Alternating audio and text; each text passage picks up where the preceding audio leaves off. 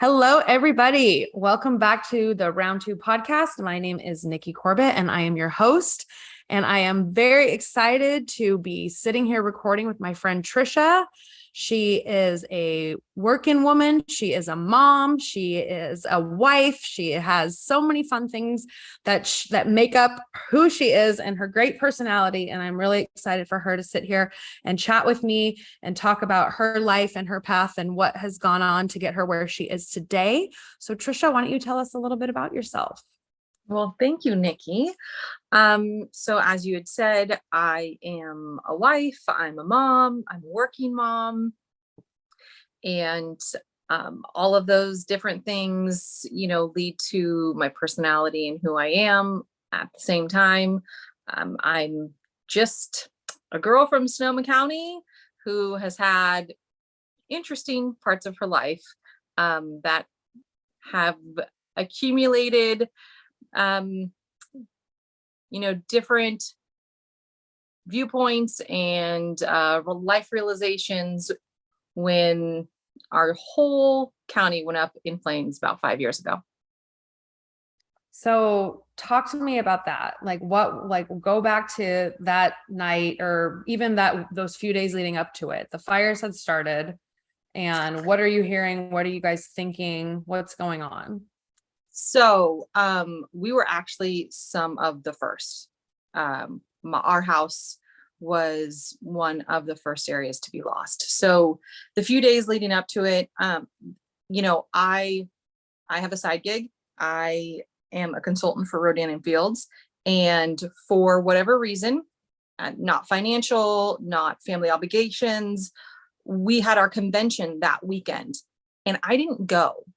I could have gone. It would have been really good, having been in the business for a total of 6 months, for me to go, for me to learn, from me to, just take in the excitement and bring that home to help further my business. But for some reason, I didn't go.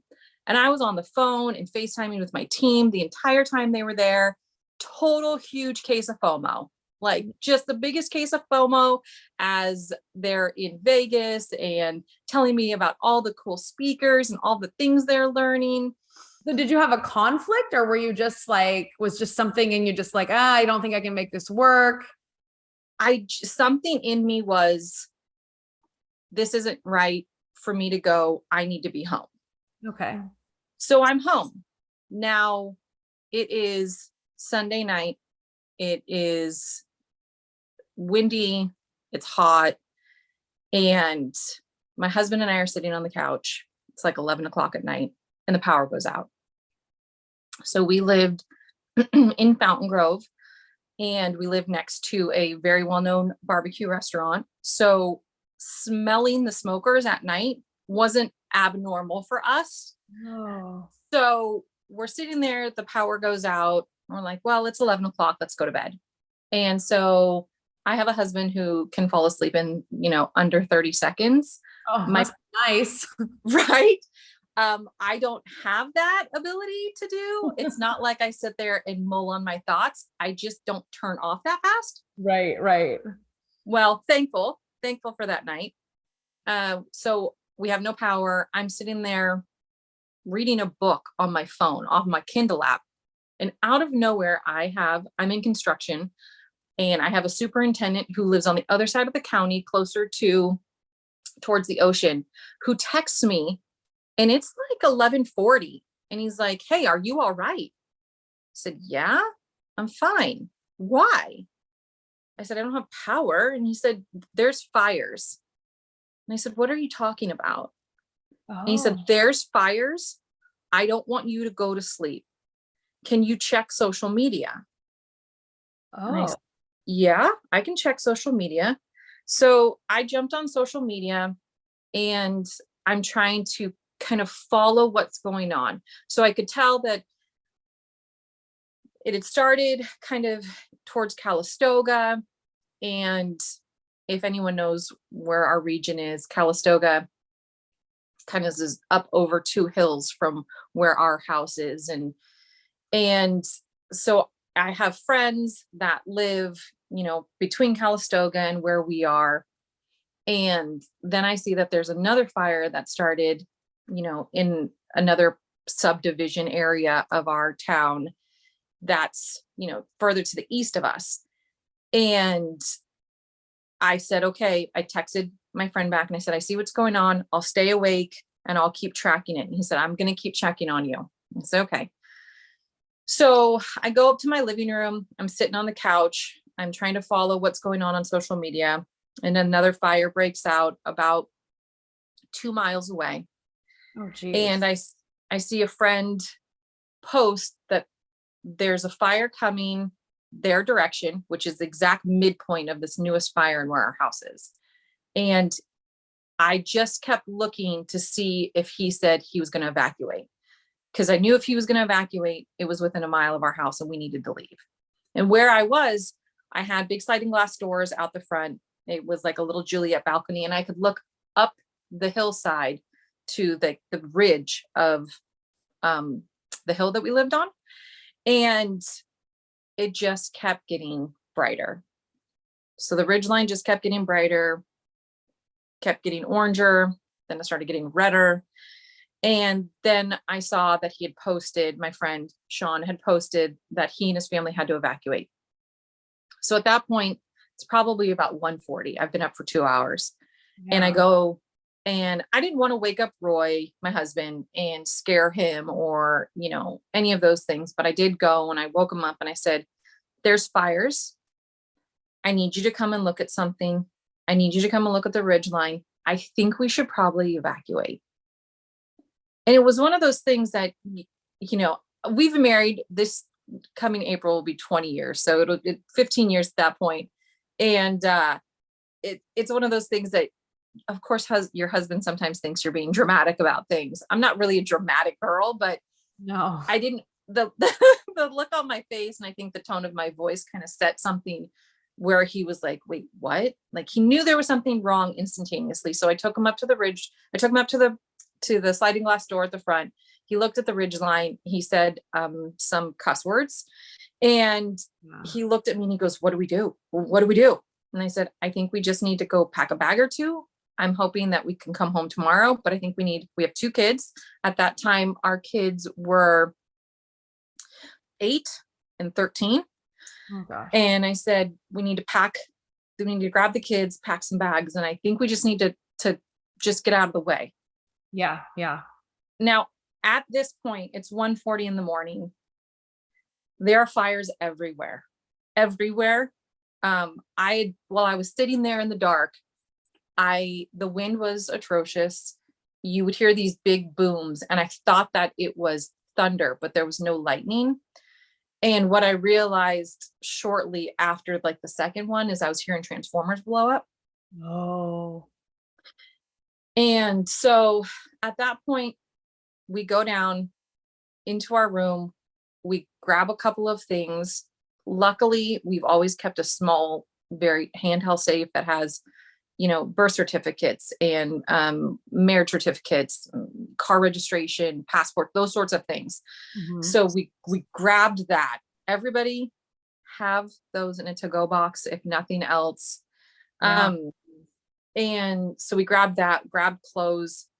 Like I'm thinking I'm going to work. So I grabbed a blouse and a pair of jeans. Come to find out, I didn't grab any shoes and just random things. I go down to our daughter's room. She wakes up. She said, Mom, what are you doing? I said, honey, don't be scared. I need you to put some clothes in a bag. We need to leave.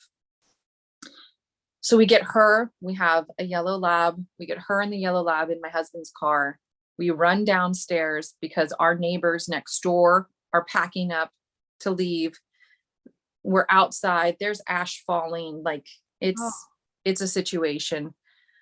And so about the time we're going back in the house to go and get Cooper out of his bed, 2 policemen pull into our neighborhood. And when I say they were freaking out, they were not a calm demeanor in a crisis. They were freaking out. Oh my gosh. Which then turns the whole situation on its head. Yeah, it makes it like dire at that point. And it was dire. And they said, you need to leave now. And we said, we have one child still in the house. We're going to grab them. And so we literally ran down a flight of stairs, scooped our 8-year-old out of bed, threw him in my car, and left. Now, I didn't know this at the time or in that moment, but the police officer, for some reason, didn't realize who he had been talking to. So he was knocking on our door, trying to wake us up as we're trying to leave. I left in front of Roy. I have Cooper and our dog Bo, and Roy has Madeline in his car.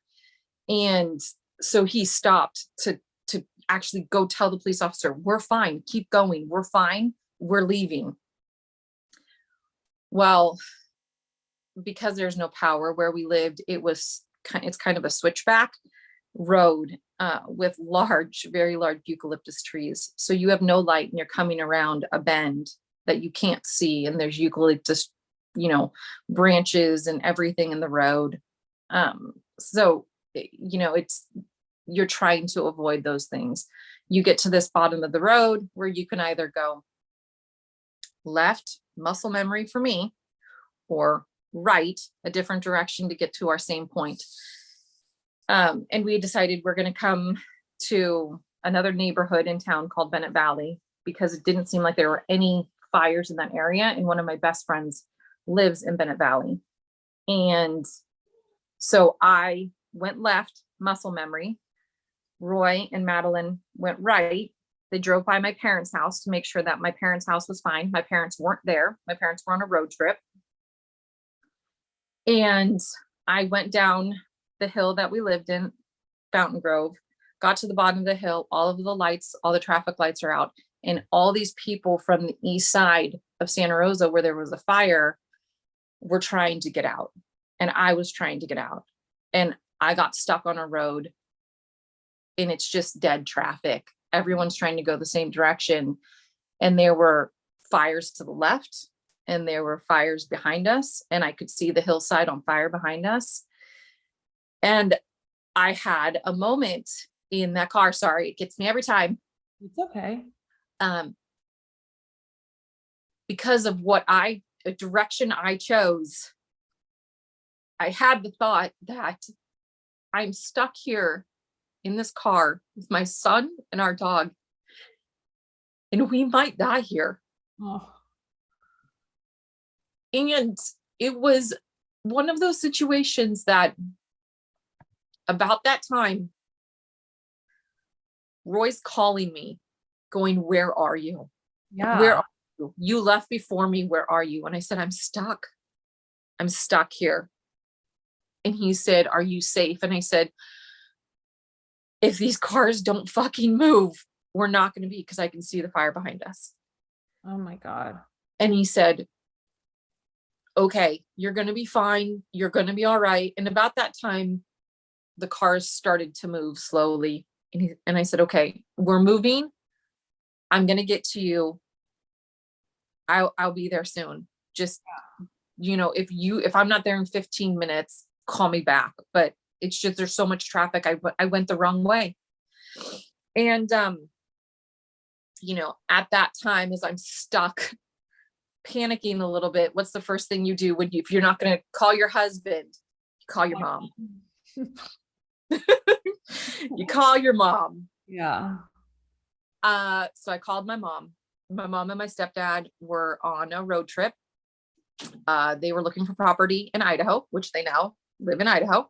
And I called her, and I've done this to my mom one other time when she was on a road trip and there was a medical emergency and she had to come back.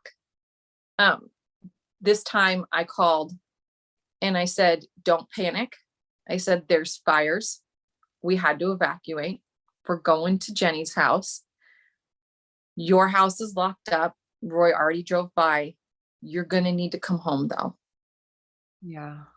And she said, how bad's the fire? And I said, you need to turn on the news. I can't tell you. I'm literally in the middle of it. Yeah. So of course, my parents are in a panic. At the same time, I have a dad and his wife, and I called them and I said, my dad's wife answered the phone, and I said, I'm not going to use her name, but I said, hey, so-and-so, I need to talk to dad. And she said, what? And I said, there's fires and we needed to evacuate, but I need to talk to dad. And she said, there's fires. And I said, yes. And she said, okay, thanks. And hung up the phone. What? Okay, thanks. Okay, thanks. And hung up the phone. And I think I even looked at the phone and I was like, are you fucking kidding me? What? And I just put it down and I kept driving. And as I almost pulled into my girlfriend's, the neighborhood that my girlfriend lives in, my dad calls me back and he said, what's going on? You called? And I said, yeah. I said, there's fires and we needed to evacuate. I said that the city is on fire and we needed to evacuate. And I'm just letting you know where we are and where we're going. Yeah. Oh my God. Oh my God. All right. Okay. All right. Everything's going to be fine. And then he goes into panic mode. And I said, Dad, we're fine. We're going to Jenny's. We're going to be okay. And he said, okay, I'll call you in a couple hours. I said, okay. So I get to my girlfriend's house, like none of us leave our phone, the ringer on anymore. Right. Yeah. So it's like 2:15 in the morning and I cannot get my girlfriend to answer her phone. Oh no. And so we're pounding on the door at 2:15 in the morning and I hear their dog barking and their dog's name is Bauer. And I'm like, Bauer, bark, Bauer, bark. Because I'm yelling and screaming and doing the whole thing. Yeah. And I hear her husband, who's a very good friend of mine, hello? And I was like, it's us. Come open the door. It's an emergency. Open the door. Your phones aren't on. Yeah. And so they come and open the door completely dazed. And I said, there's fires. The city is on fire. And they said, what do you mean? And I said, it came from Calistoga and then it's in Larkfield and then it's up over Fountain Grove where we lived. And then it went down the hill. And by that point it had jumped over the freeway and, Jesus. And I said, it's the city's on fire. And so that was about, like 2:15 ish. And I remember about 3:25, we had an earthquake. There was an earthquake that night too? Yeah. Mother Nature was pissed. Jeez. I did not. Yeah, there was an earthquake. And then next to that restaurant that we lived next to, there were other business establishments. One of them was a hair salon that another one of my good friends worked at. And the owner's husband or something was a fireman or knew a fireman or something like that. And it was a situation that by 7:15 that morning, we were getting pictures and it was decimated. Wow. Our where we lived, our home, the business, the entire neighborhood, the whole hill was completely decimated. Going back 2 weeks later, 3 weeks later, I think it was 3 weeks later when we went back to sift. That's when you were finally allowed to go back? Yeah, because the fires went on for a solid 7 days. Yeah. Where we were. And I mean, they were worried about, gas lines and all of the things. Yeah. But when we went back about 3 weeks later, a friend of ours who is a war vet, he looked at it and he said, this looks like we're in a different country. This looks like Afghanistan. This does not look like an affluent part of Santa Rosa and the wine country and everything else. This is a different world. And the photos make it look, I mean, that's exactly what it looked like. It was completely decimated. Mm-hmm. And so it ripped through. We probably got out 10 minutes, maybe. Oh my gosh. Unbeknownst to us, we didn't know it was that close. Right. Yeah. But it probably 10, 15 minutes, and it was right on top of the house. Oh my God. And that's so crazy. I didn't know that that the fires hadn't already started the night that you guys left. Yeah. And so one of the things that I think back on, and what I was, started our conversation with, was that trip Yeah. that all of my Rodan and Fields team was on. So had you gone on that trip, would you not have been home yet the night that you had to evacuate? I would not have been home. I would not have been there to get the call from my superintendent. I would not have been there to wake up my husband and to get our family out of the house. I don't know what would have happened. Yeah, totally. I mean, because if they would have not heard the cops knocking on the door, or wow. So sometimes the universe, puts roadblocks, or it's intuition, or any of those different things that, you could call it. But there was no reason I shouldn't have gone on that trip. Right. I was virtually there and in spirit the whole dang time. And I really do believe that I didn't go just for that particular reason, because that was coming upon us. And I don't know what would have happened if I hadn't been there. Yeah. Oh my gosh. That is nuts. I felt like I was watching a movie listening to you talk about that, because I don't think I've ever heard you tell that story in that level of detail. So I didn't talk about it for probably a year, because it was too fresh. sure. But by not sharing that story and the other bits and pieces that go along with it, I think there's value in realizing the really difficult moments in your life, Mm-hmm. and forget the, fleeing and all those other things. That moment of pure, I don't want to say loss of hope, but that moment that I had in the car, that I could actually die with my child in this vehicle, is a moment I will never forget. That feeling. Mm-hmm. So what do you think that has, how do you think that feeling and knowing, and living through that moment, how do you think that has shifted your personality, your perception, the way you live your life today, the things that are important to you now that maybe weren't as at the forefront back then? Well, I would say that from that event, we lost basically all of our worldly possessions. We lost everything. We lost heirlooms, and my husband was an athlete.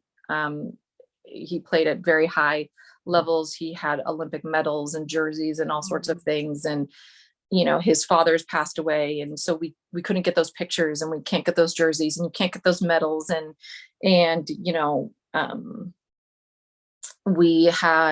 I was before our oldest.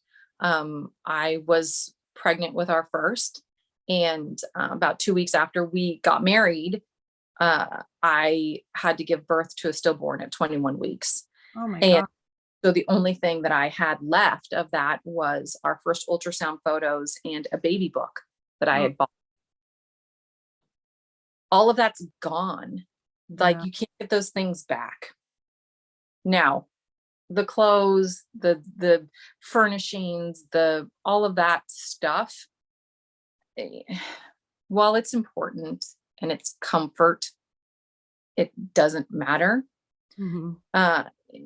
And post that fire, we've had a handful of other fires. Mm-hmm. And while I appreciate everyone's PTSD and their go bags and everything else, there's only been one where we were on the cusp of, you may need to evacuate, so get your stuff together.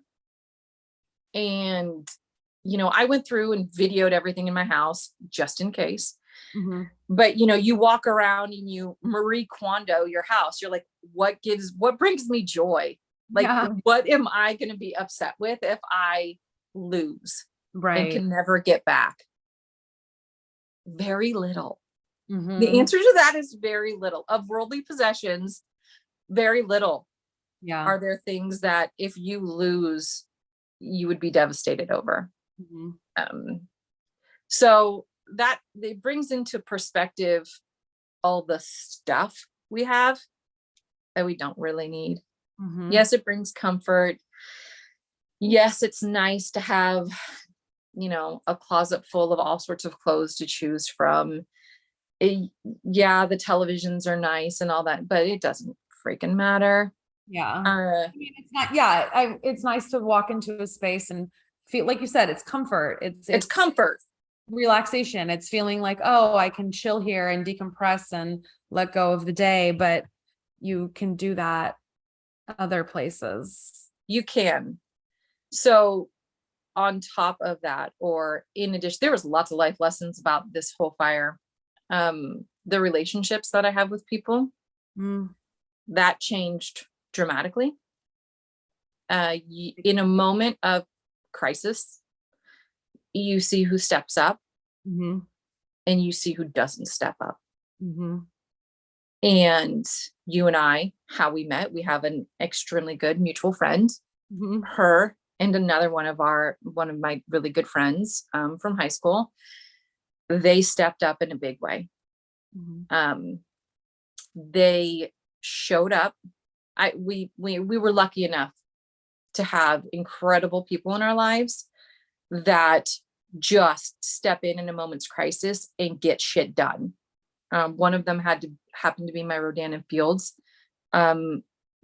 mentor, and she had a bunch of friends that she knew and she loved that all lost their house on that very first night. And her family is in development. Her aunt, her husband, and a brother-in-law had an apartment complex that was almost done in downtown Santa Rosa. And she called and said, how close are you to being done? He said 3 weeks. She goes, you have 3 days. I'm going to fill it with fire victims. Oh my gosh. And so when you have nothing and there's fires still raging and you're trying to wrap your head around everything you've lost, you have this person who calls you and says, I have an apartment for you. The kids are going to have to share a room. This isn't for forever, but this will at least put a roof over your head. Mm-hmm. I mean, it absolutely incredible. And this mutual friend of ours that we have, Katie, and my other good friend from high school, Juana, they showed up and they said, well, Katie started a GoFundMe page. Mm-hmm. And I said, we had some insurance and, I have family and that kind of stuff. I'm not someone that needs a GoFundMe page. And she's like, are you fucking kidding me? You literally lost everything. You ran out the door and you don't have a coat. Your children lost, you lost everything. We're doing a GoFundMe page. Yeah. Which was incredible. And to everyone who ever donated to it, I can't say thank you enough. But her and Juana showed up and they said, okay, you have this apartment and you literally have nothing to move in with. So we're going to make lists and we're going to shop. Mm-hmm. And we're going to shop and we're going to shop and we're going to shop. And Katie made budgets and we just started shopping. And her and Juana just they just started calling people and made me shop and made me make decisions. And I just remember it just being a haze Yeah. of like 3 weeks, just an absolute haze. I was numb, and they were like, just go, we're getting it done. Because I think it was less than a week after the fire took the house, and there's still fires. We were moving into this apartment, and we walked in with 2 bags of donated clothes and toiletries and in these sorts of things. And the very next day, Katie and Juana made me go pick up all this stuff. And then it was like, they were, washing towels and putting, the things away in the cupboards, and ordering bunk beds for the kids, and getting mattresses, and just doing all the things, because I don't know that I couldn't have done it myself, but I just needed somebody to pull me along. It was just that level of numb. Yeah. That you're a robot. Yeah.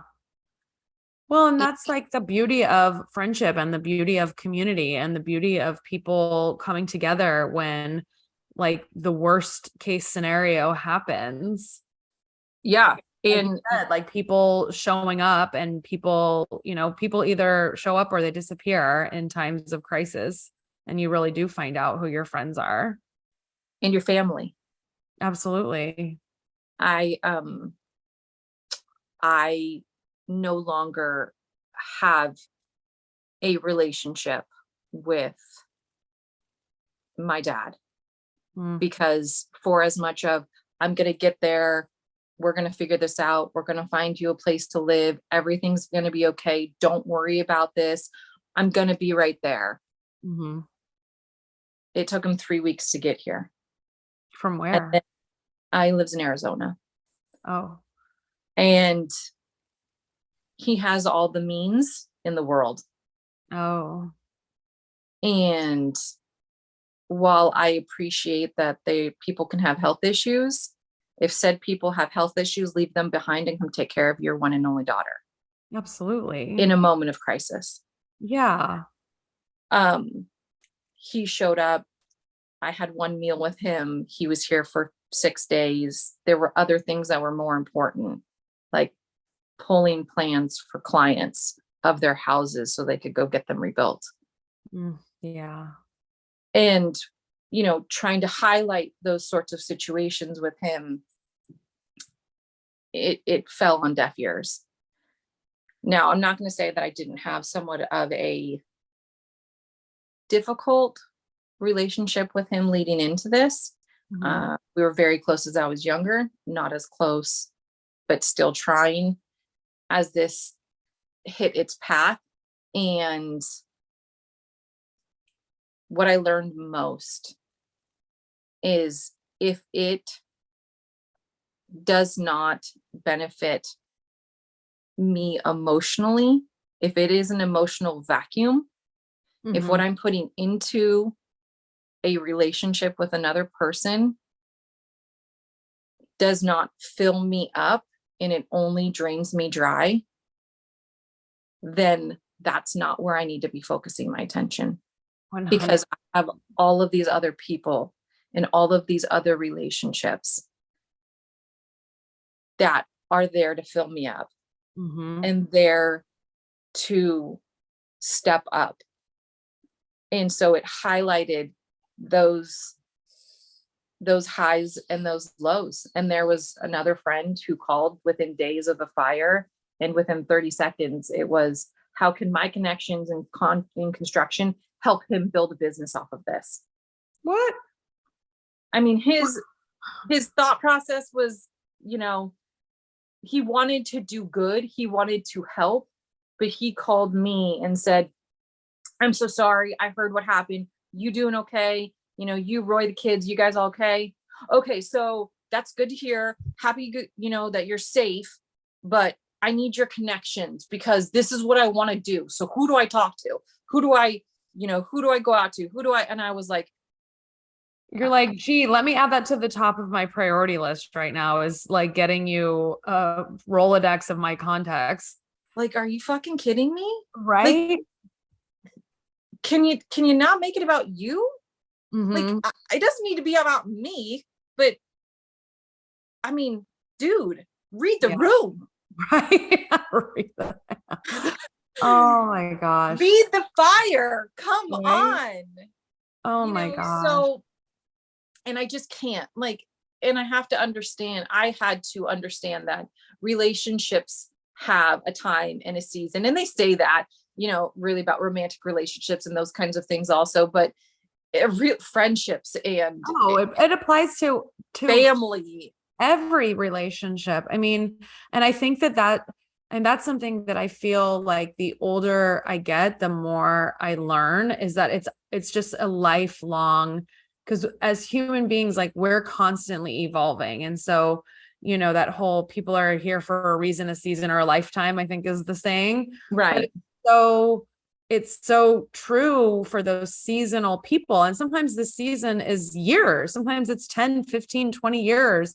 And then sometimes it's a few months, or sometimes it's a couple of years. But it's so true, because we don't all grow and change at the same rate, or on the same path, or in the same areas. And I think one of the big things that I've learned a lot lately is that, you have to acknowledge those things and let go of people, because if you Right. don't, spend your time spinning your wheels on relationships that aren't serving you. And then when you do finally let go, you open up a bunch of space in your heart, in your mind, in your life, in your body, and your energy for new people to come in and enrich your life and add value to your life, and meet you where you're at, or meet you where you're trying to go and help get you there. But it is a lesson when you've had people in your life for so long, and you're like, but we've been friends forever. We're supposed to be friends forever. And you're not always supposed to be. You're not always supposed to be. And, in that situation, with my dad, like, I run into his friends all the time. Like, this is where I grew up. This is where his people are.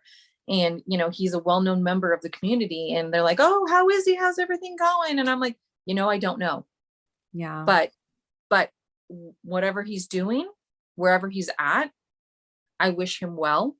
Mm-hmm. And I want him to be good. Yeah, And, of course. it's all of those things. Like, that friend of mine that called, that needed, my connections. I'm sorry. I hope you're doing good. You do you, and I'm going to do me, because I need to take care of my husband. I need to take care of my kids. I need to take care of my friends and family that pour into me. And you need to take care of yourself. And I need to take care of myself, which is another part that I learned, because PTSD is a bitch. Oh, And I am not one that ever had anxiety. I'm not one that really ever had like any sort of ADD or ADHD or anything like that. I'm a head down, work your ass off, get your shit done kind of girl. mm-hmm. That funk, that PTSD, that my life is in shambles, but I'm going to just keep going. And Mm-hmm. I'm just going to power through, because I've always done that. Mm-hmm. That doesn't work all the time. Yeah. And so I had, I decided, what's the definition of insanity? If you keep doing the same thing over and over and expecting the results. Yeah.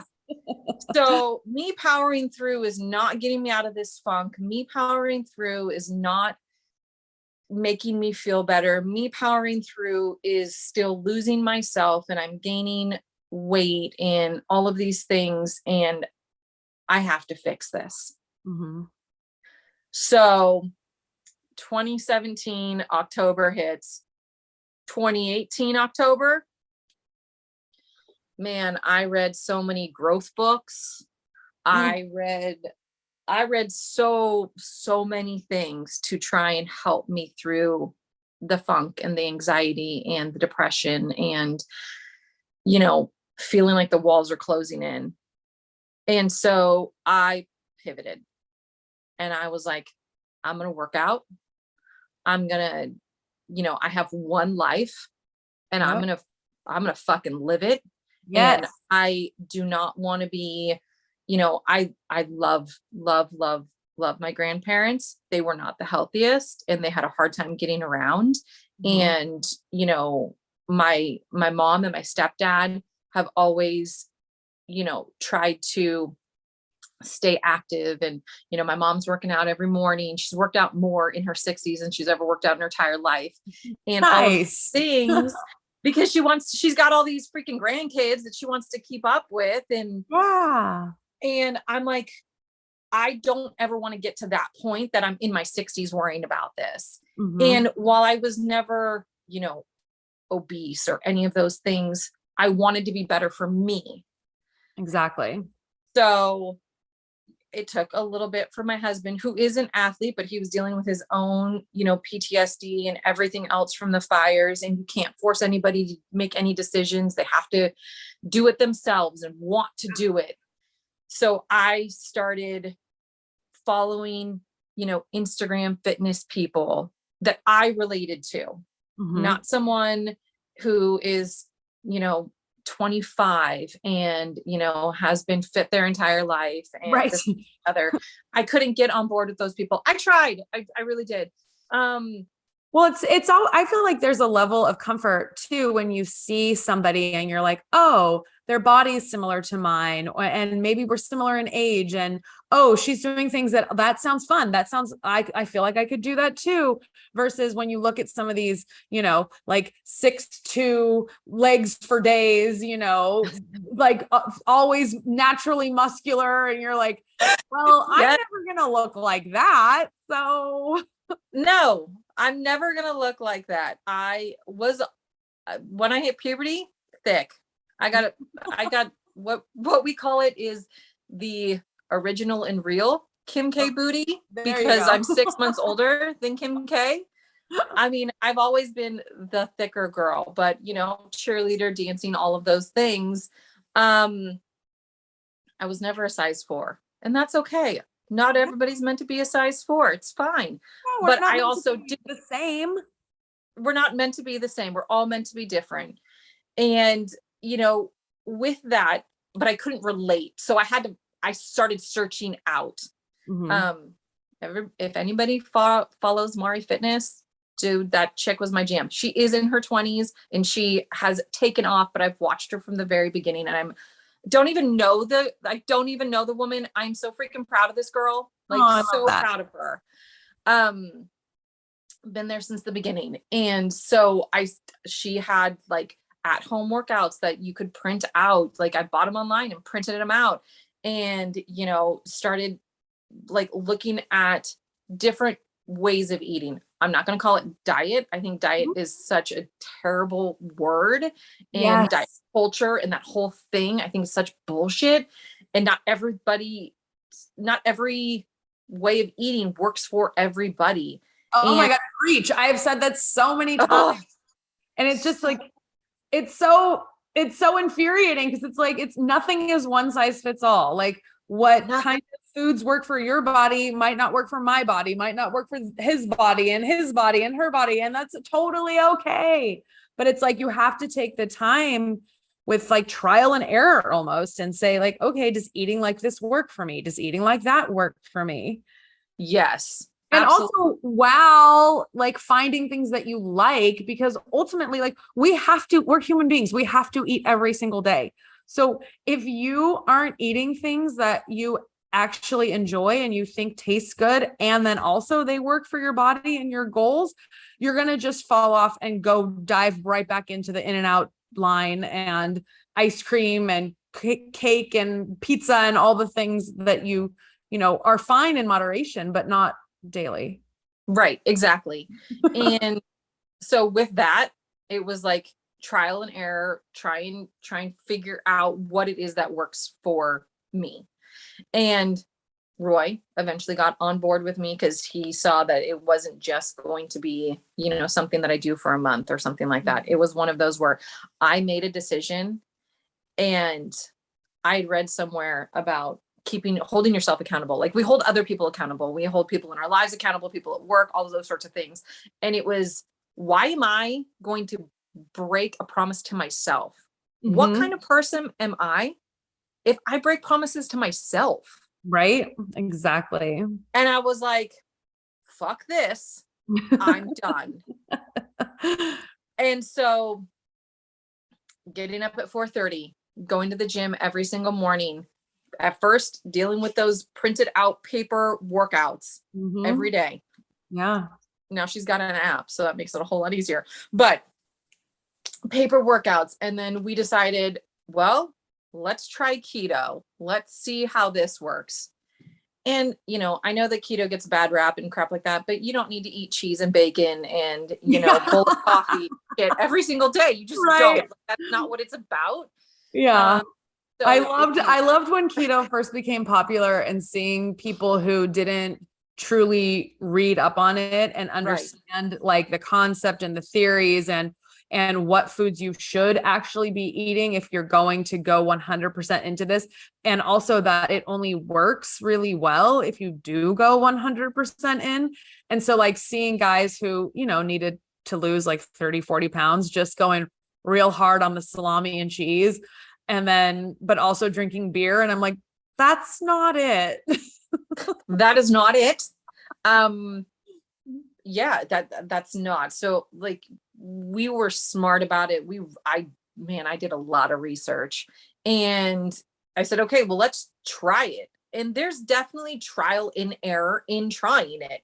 Oh, And the things that absolutely. absolutely do work and things that don't work. And, for us, it was one of those that, we really got down and dirty with it at the end of 2018. And it was one of those things that within a year, little less than a year, we were those gym people like every single day. What did I call it? Like we were at the gym Thanksgiving morning and, beast mode before feast mode. Nice. And, you know, my birthday, we were at the gym at, 7 a.m. And did I go and eat a real bagel, a real Jewish bagel afterwards? Hell fucking yeah, I did. It was my birthday. Awesome. But I got my workouts in and things like that.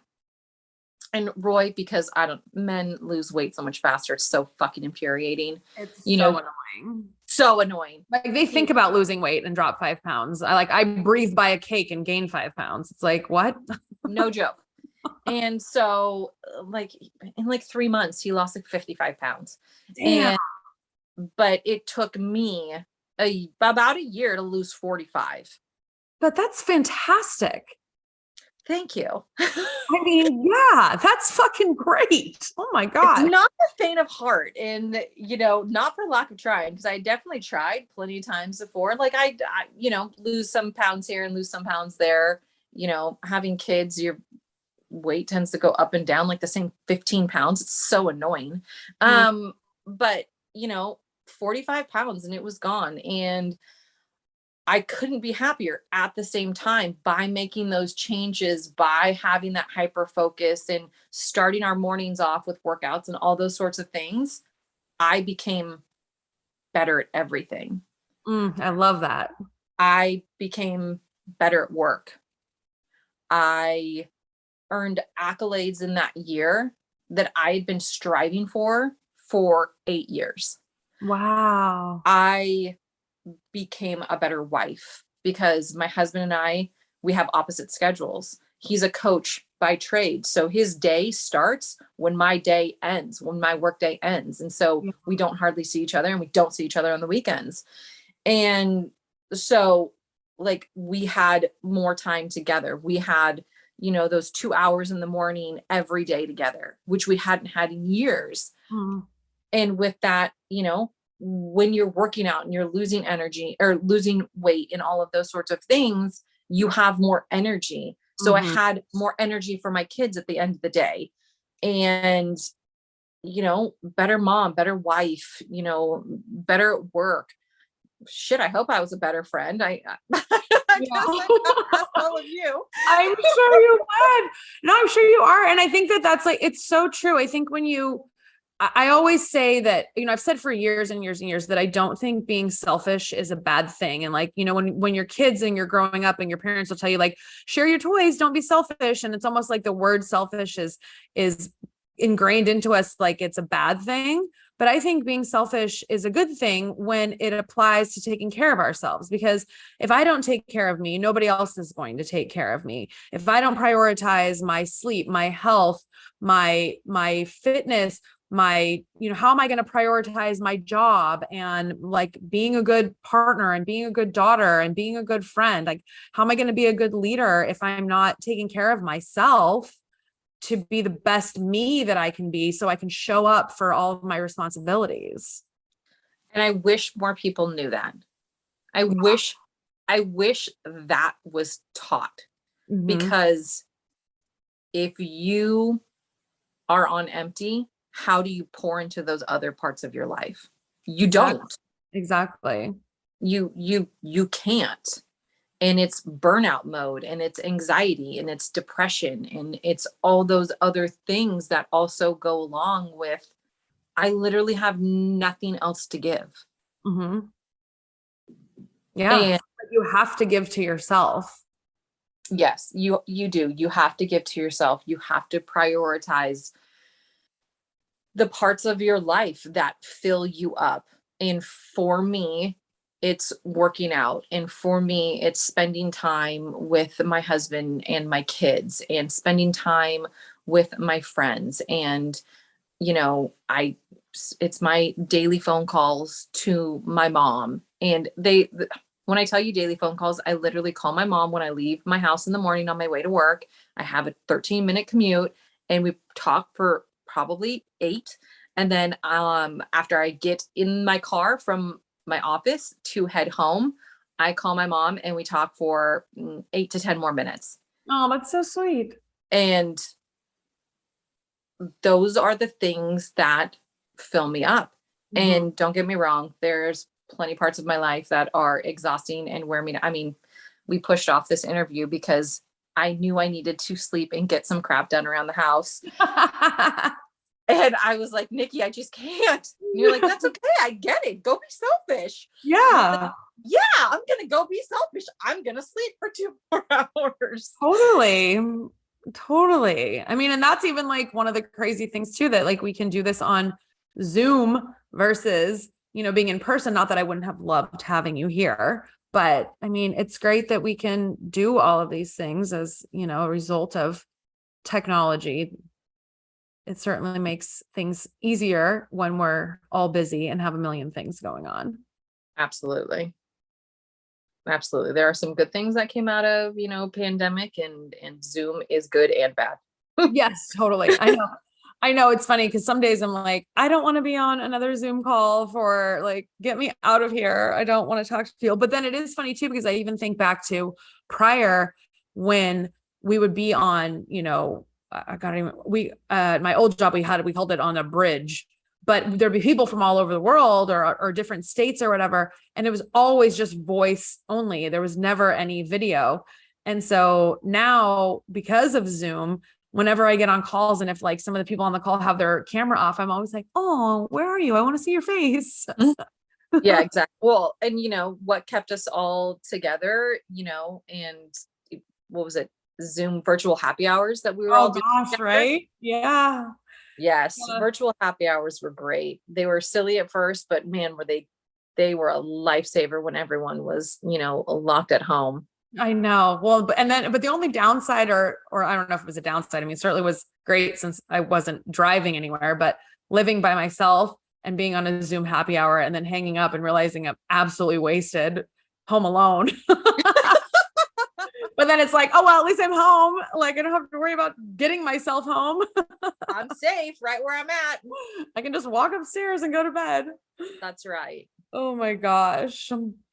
Well, this has been very enjoyable. And I mean, enjoyable, obviously not what you went through was not enjoyable for me to hear, but I think I said this in another conversation I had where, I learned so much. Like I didn't know, the whole story of the fire. I didn't know, kind of what you went through after, what you went through in those moments.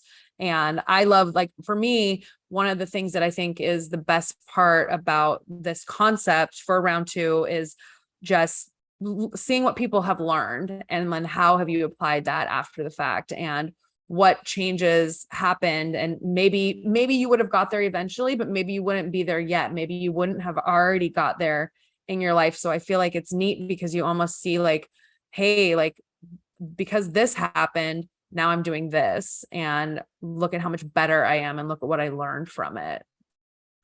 Yeah, absolutely. The major takeaways of all of it is life is short. It literally can turn into a fireball in a moment's notice, completely out of left field. So do the things that make you happy. Have the relationships that fill you up. Close the chapters on the ones that don't.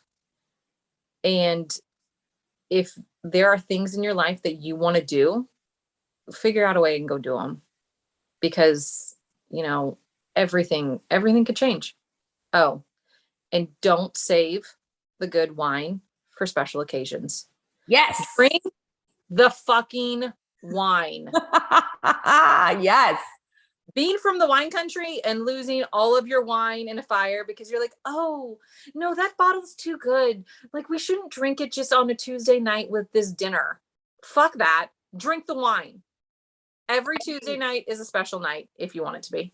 You're literally preaching to the choir. I mean, like, anybody who knows me, even when I had to give a presentation for my final interview step for the job that I currently have, I had to basically present like how I would do, what I would come in and do in my first like 30, 60, 90 days based on what I was told during my interview process. And then my last slide, I put in some photos so they could like see, a little bit about me as a human being, not just as, a potential leader. And I put my literal life quote is always drink the good champagne. And like my entire team knows, if you were to ask them, what's Nikki's like mantra, is always drink the good champagne. Fuck yes. Amen. You are the best. Thank you so much for being here and for sharing your story. Now, here's a question, because so when I was talking with Jen, and I'm wondering, is this something where we all get to when we're, in our 40s, where it's like, everybody's just like, live your life, you do you, like, take the risks. Is that something that we just all wake up and get to when we hit that pivotal birthday, and then it just gets louder and stronger and bigger from there? I don't know. I don't know if it's like a pivotal birthday, or I don't know if it's something, a life lesson that you kind of go through and you find that on the other side. It's one of those things that, for my kids, my daughter's 18 and she's, fresh off to college and things like that. I'm trying to teach her all of those things now. And, at some point she's going to be like, oh, my mom was right. Totally. But, it's one of those things, right now it's like, it's your job to manage your own emotions. It's not your job to manage somebody else's emotions. Don't be an asshole and always be respectful, but it's not your job to manage anybody else's emotions. Well, you can't. I mean, right. I always remind myself that the only thing I am in control of is literally myself right here, right now. That's it. The only thing I have control over. And it's hard for someone who is as my dad would say, a control freak. And I've had to learn and I've learned it especially over the last 6 years, like, just let go. You can't control this situation. You can't control this person. You can't control that feeling. You can't control this. So I can't tell you, all I can control right now is me right here, right now in this moment. Exactly. And always find the silver linings. Look for the silver linings. Even in the shittiest of moments, look for the silver linings. That is the best advice. And I mean, I am a natural optimist. I am always like, okay, well, like, we'll figure it out, or, what can I learn from this? And even, in moments where, I'm sitting there and I'm like, my feelings are so hurt, or this really sucks, or whatever. And I'm always like, what can I learn? Like, what's the positive from here? Because there's always something. You just have to be open to seeing it. Yeah. Every situation in life has a lesson in it. But if you can find the silver lining in the fires, for us, within a week, I said to my husband, what's something we lost in the fires that you're so happy is gone? And he said, those fucking sweatpants and that ratty t-shirt you love to sleep in. I'm so happy those are gone and you're gonna have to get Oh my God, that's hilarious. But And that so- actually is funny to think about, like after the fact, when you have, or you like, or it's just whatever it is, something where you're just like, God, I hate this, but you haven't taken the time to get rid of it. Yes. So we did a whole, like, in moments where we would feel down, we're like, what are things that we aren't gonna fucking miss now? Yeah. So you always got to look for the silver linings. And Always. just like that, when he told me that, that made me laugh so hard. I bet. Find laughter. You got to Yeah. find the Yeah, there's always something to laugh at. Today, I actually caught myself sitting at my desk and I thought of something, and then it made me think a different thought. And I started laughing so hard by myself. by yourself in your office at work. Just looking like a random office. I don't have an office. I sit at a long, like there's like just rows, but because our office is so big and because the majority of people are remote, I sit there by myself. So thankfully we're on the second floor. So it's not like anybody could walk by from like on the sidewalk and see this woman sitting there by herself, just laughing hysterically at her own internal monologue is what was happening. I love it. Of course you were. I can see it, but I also know you. So yeah, I was like, this is a good day. This is a good day. All right. Well, Trisha, thank you so much. And thank you all for listening. As I mentioned, new episodes come out every Monday. Feel free to, like, subscribe, the Instagram, TikTok, all the things, leave a review if you so wish. At Instagram and TikTok are both at Round 2 Podcast. And thank you for being here. Thank you for listening. Thank you for sharing. And we will talk to you next week.